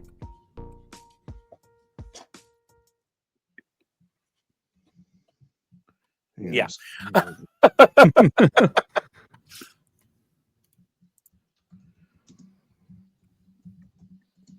Well, Nico fact checks that. I have a little story to tell about music. As you both know, and as now everybody listening to this is going to know, every year in November, we go up to Milwaukee. It started out as this little like get together between friends. We go up there. We go to breweries up there, and then so when my lovely wife is the designated driver, so you would think that we would respect her and let her listen to her music, but as I said 20 minutes ago that I usually do that, the Milwaukee trips are not the case. So when we initially started going up there, what I would do is I would find 8-bit or distorted versions of songs, and I would play them on through my phone, and I would have everyone guess what the song was. If you guys don't know, there is a YouTube channel. Actually, I think it's moved on to YouTube Music now, called 8-bit. I don't know if it's theater or something. Not theater. That's a video. It's 8-bit something, and it actually has 8-bit versions of a lot of popular songs, stuff from System of a Down, Backstreet Boys, NSYNC. So what I would do is I'd find those and I'd play them, and then they'd have to identify what the song was. Some of them are difficult, some of them are easy, but that evolved into later years. And I encourage you all to try this if you have long road. Our road trip is not even that long. It's only an hour and a half up to Milwaukee. But if you want to get a good playlist for like parties and stuff like that, what I started doing was, as you guys saw, this year we rented a big van, and we loaded that van with nine people, and starting from the back of the van, I have that person pick a song. And then somebody else picks another song, and it gets all the way up to Ashley, who's driving the van, and it goes back to the back of the bus. And I save those playlists on my YouTube Music. So from 2020, well, I only saved the last 3 years. So from 2022, 23, and 24, I actually have a mixed playlist of those trips. And then when we go to, then when like the last couple of years when we've invited everyone to my son's birthdays, we'd put that list on shuffle, and then everybody tries to guess whose song it was. And I'm telling you, like, it is so. And obviously, my playlists are public on YouTube Music, and this year we've got 5 views on our 2024 playlist, but our 2023 playlist. Oh no, it's 2022. Yeah, no, it is 2023. Our 2023 playlist has 105 views. Damn. Nice. Yeah. Very nice. So, I mean, and it goes from Rolling Stones. There's some Johnny Cash on here. Steve Miller's band is on here. System of a Down. I wonder why. Lord Huron's on here. Unfortunately, a band called Electric Callboy that I want to rip my freaking eardrums out. Do either of you guys know about Electric Callboy? I've heard of them, but I haven't listened. I don't think I've listened to any of their stuff. Okay, after this, you guys are tasked with going to listen to Electric Callboy. that is your homework. I do a little bit of Bloodhound Gang because they Nice. they just remind me of like Weird Al kind of thing, because like they're obviously their music's not serious whatever whatsoever. But yeah, it's Britney Spears is on here, so Metalocalypse, Death Clock is on here. I'm sure that was an Ashley song, but it's actually a really fun thing to do. Like, I don't know how many road trips you guys take or whatever, but like, I'm sad that like for 2020 and 2021, I didn't save the playlist to my YouTube Music, because I really would have liked to seen how like what those albums would have been, or playlists would have been. But yeah, it's a really fun time. It actually passes the time.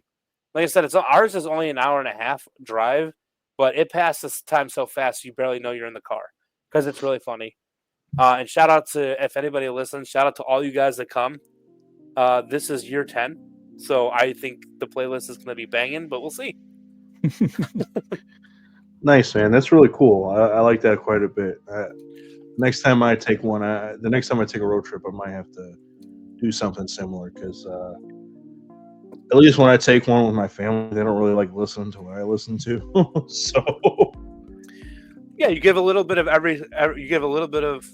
everyone's ears like a break. They get to listen to what they want, and then you move on to the next person, and they get to still listen to something they want while listening to, like, soaking it all up, making your own playlist for whatever else. Like, it's a lot of fun.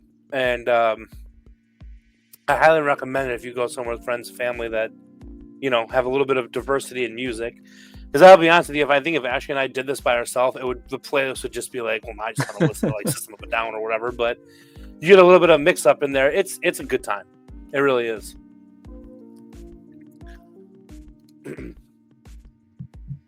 Oh, by the way, did you get my picture, Nico and Dan? I did. I just hadn't looked at it yet. Oh, yeah. See, you can't call me out because it is in there.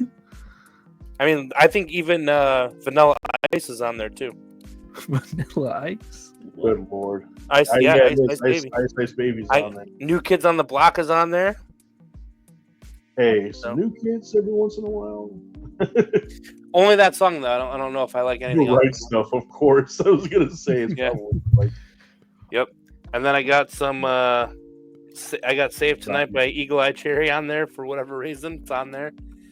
But every now and then, I'll let the song like pop in. Like, I don't know if it's like subconsciously in a dream, or like I heard it at like a store that I was at. And I'm like, oh man, I know what playlist that's on, and poop.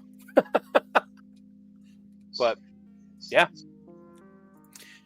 No. You were looking up something though, weren't you, Nico? Yeah, I was looking up some Black Sabbath songs. So like, I can't believe I didn't think of this one, but War Pigs, dude, is such a good song. You don't know it. NIV Changes. Where is it? Not that one. Fairies Were Boots, I did say. Sweet Leaf. Into the Void is a good one. I mean, yeah, dude. Like, that hurts a little bit. But I mean, I guess Black Sabbath. I guess maybe not for everyone, but just some of the. I mean, I feel like some of their music lives on in some of the like newer age bands and stuff too. So, I mean, it was really wild that like a couple of years ago, Ozzy kind of made a small comeback. I mean, he did a song with Post Malone that was like super popular. It was a really good song too. And then I remember people were like, "Oh, Post Malone made this guy's career." It's like, Yep. I remember that. Excuse me? How dare you? I just felt like rage bait, man. Like, how can you be so dense? Right, literally. It's like, you think that Post Malone made this old rock star's fucking career? Come on, dude.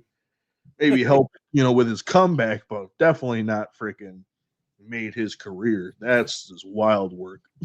Yeah. Wouldn't be a Post Malone if there wasn't a fucking Ozzy Osbourne. That is so. Yeah, that's pretty true. Or as we learned, Alice Cooper, right? I mean, probably wouldn't be Black Sabbath if there wasn't Alice Cooper. So yeah, but although I mean, come out around the same time. So oh yeah, that is true. We haven't really hit on like, I don't know if you guys ever listen to like electronic music at all. I every now and then my brain like craves that like, and I think it stems from like way back when, because obviously, as I told you both. And now I'm shouting it to the world. I didn't really start listening to bands and music until I was a junior in high school, and that was my first my first album. And here I'm going to correlate this right now. Excuse me. The first album I listened to was Master of Puppets by Metallica. So as you can see, it's my music career did start with Metallica. But it just so happened that I was listening to the song Master of Puppets, and like I froze and got goosebumps. So I'm like, man, I have heard the opening to that song somewhere before. And lo and behold, E1M1 in Doom, Ultimate Doom, is none other than Master of Puppets. It's the same, play them side by side. At least the first 10 seconds is the same exact riff and everything. So before I listened to that, and actually, there's a YouTube video that actually will play them side by side for you. A lot of the Doom midis, midis is what they're called. They're actually old 80 songs. There's quite a bit of them. Alice in Chains, I believe, is one of them. Metallica is one of them. I can't remember them all, but yeah, give it a look. But before I listened to my first music album or whatever, it was all video game music for me. It was all like, I will tell you this. I don't know if you guys have, I know video games was like last episode, but I guess we can kind of pull it in here because music. But I don't know if you guys have ever played Mega Man X on Super Nintendo and or anything else that's come out on. But the soundtrack in that game is awesome. The menu screen is awesome. The levels are awesome. The boss battles are awesome. It's an awesome soundtrack. I believe that was quite a bit of my, like, I listened to that a lot. Like, I had to download the songs on LiveWire. Yeah. Also, I mentioned this earlier, but Command & Conquer, the guy that produced the music for that, Frank Klepacki, I believe his name is, like, the albums that he produced for Command & Conquer, and like his new, like, he also has music outside of that. He obviously produces, which is technically electronic. Like, they're all really good. What made Command & Conquer was like not just the strategy and like the type of war game it was, but man, when some of those songs came on, you couldn't help but like, oh, this is all like awesome. So I like, yeah, it was a lot of video game music for me, and I'm not talking about like listening to the Mario theme on repeat or like that. I'm talking about like, One of another song that comes to mind that I actually did have on a playlist for a while was freaking the Halo theme song. From back in the day, because it was great. It was a good song. But yeah, that was my musical life, pretty much in a nutshell, right there. So, but then yeah, being a DM for D&D for a while, like back in the day, it wasn't easy to like have music for your campaigns or stuff like that. So you kind of just like basically you put on like your Metallica playlist or whatever to have your battle music or whatever. Nowadays with electronic music and stuff like shout out to this app that I kind of use, and I don't know the name of it, but it creates music and sound effects for you. So it's yeah, that's where I'm at. That's my music life right there.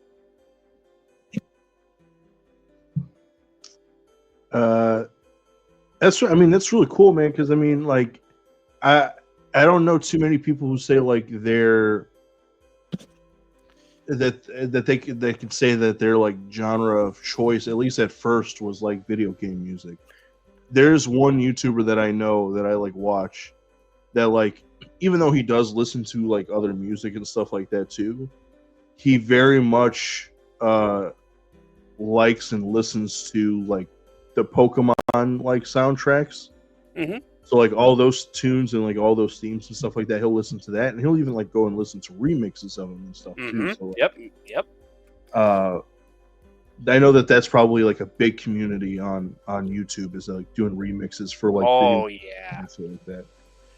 Lavender Town in Pokemon is my favorite. It's the most simple one, but like it gives like if you that were to come on, like if you ever fall asleep with music playing in Lavender Town from Pokemon comes on, I guarantee you it'll make the hair on the back of your neck stand up. Because exactly, yeah. So it's such a creepy like tone and whatnot for a game like Pokemon. But yeah, I literally did start like going back to Doom for a second here, which I don't think I did it justice on the video game episode. So again, we'll just pull it from the music. Like I already said, like a lot of their stuff was pulled from like 80s bands. Like if you go watch that video, but there's also a lot of jazz in there. Like it's kind of like a calming thing for a shooter. Well, somebody did a remix of it and basically made every song metal, because like that's the Doom niche right now, is like busting up demon heads and like metal music blaring in the background. Obviously BFG Division by oh my god, what is his name? Oh no. I'm Mick Gordon. BFG Division by Mick Gordon, and that the album before Doom 2016, as it's known as right now, and Doom Eternal. Like those games, just the soundtrack for that is amazing. It is heavy metal.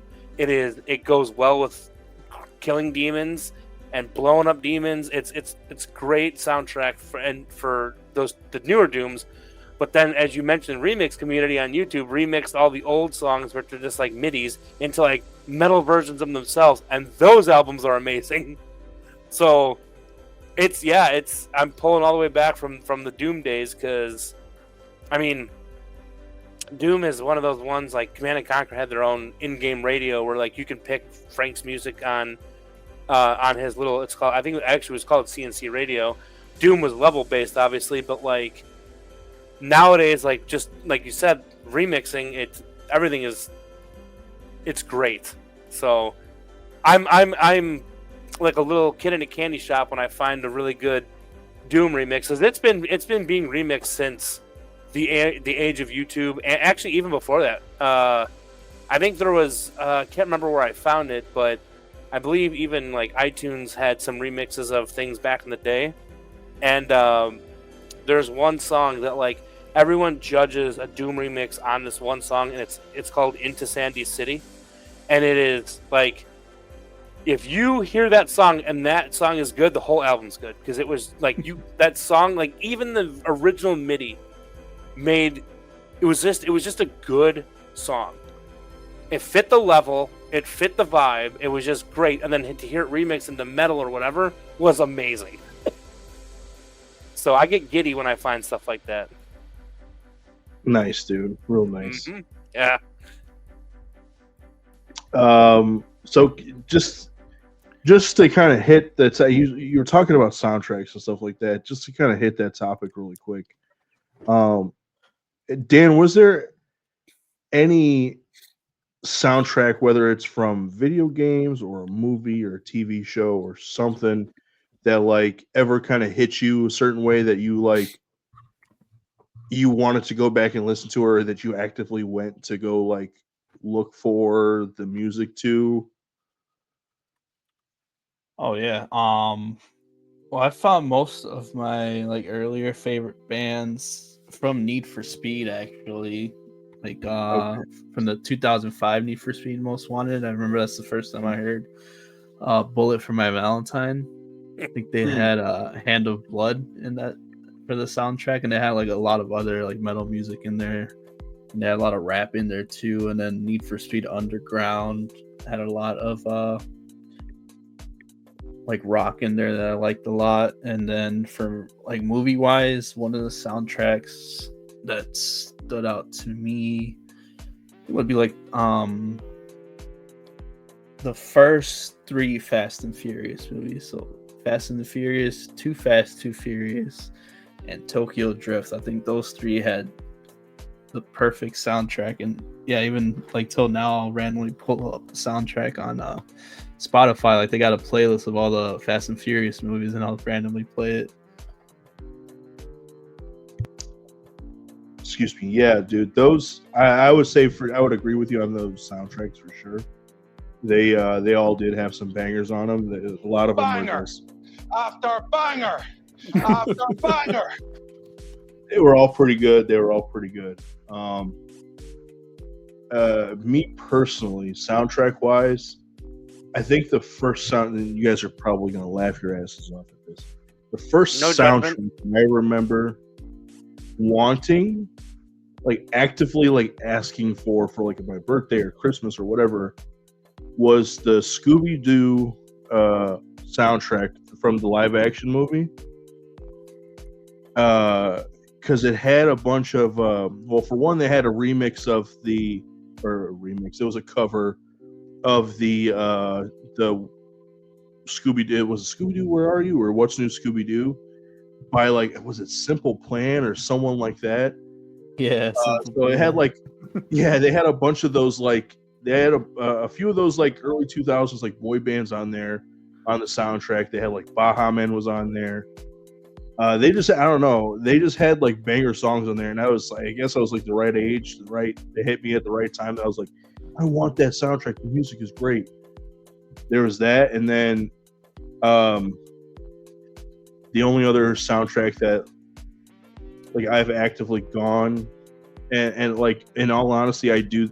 This is a tradition of mine. On May the 4th, I listened to the Star Wars soundtrack.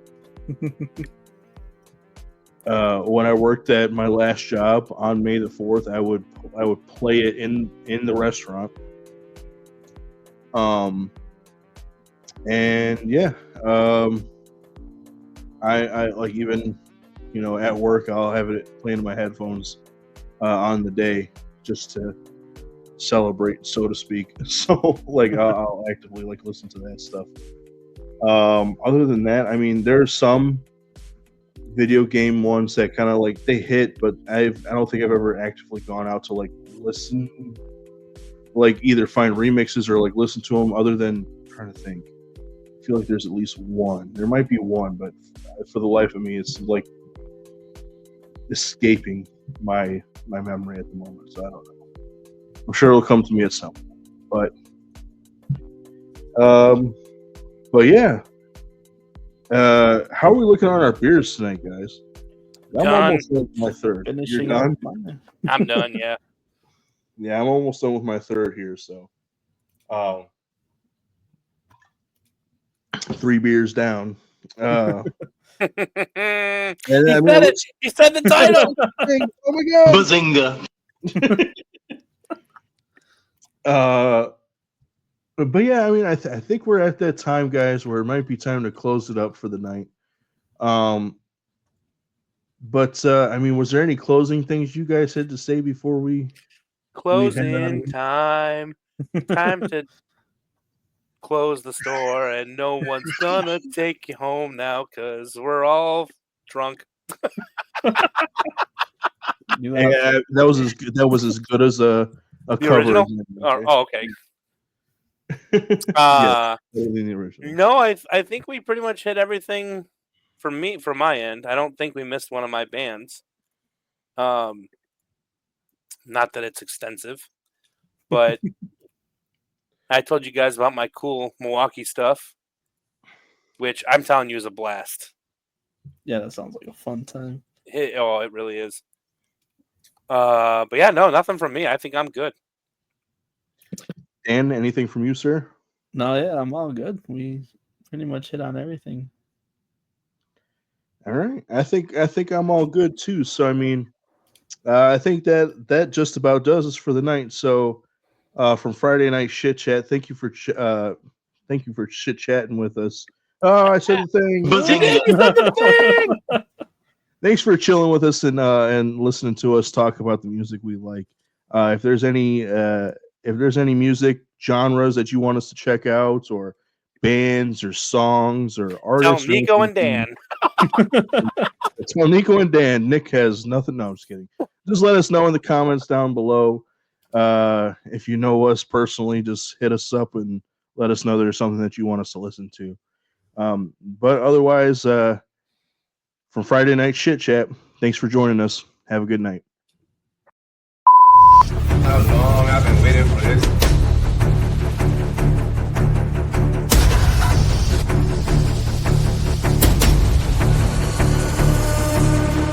I'm about to make a name for myself.